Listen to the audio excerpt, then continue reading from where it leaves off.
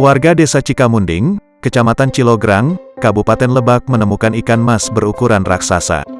Ikan berbobot lebih dari 15 kg itu ditemukan saat terdampar di Situ Hiang.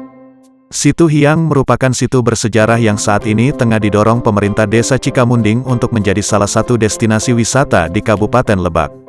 Penemuan ikan tersebut membuat warga Desa Cikamunding berbondong-bondong mengarak ikan tersebut. Kepala Desa Cikamunding Yayan Hendayana mengatakan, ikan tersebut ditemukan terdampar di pinggiran kali Situ Hiang. Ditemukan mengapung di Situ Hiang, tapi dalam kondisi masih hidup, kata Yayan saat dihubungi, Minggu, 9/12/2022. Yayan menjelaskan ikan tersebut pertama kali ditemukan oleh Daryat warga Desa Cikamunding yang sedang berada di area Situ Hiang.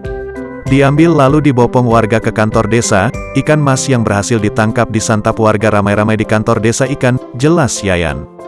Karena keadaan air di Situ Hiang cukup bagus, membuat ikan tersebut berkembang biak dengan baik sehingga bisa menjadi besar. Ikan tersebut sudah menjadi incaran warga beberapa tahun. Karena sering timbul ke permukaan, warga Desa Cikamunding juga menduga masih ada ikan besar seperti di Situ Hiang.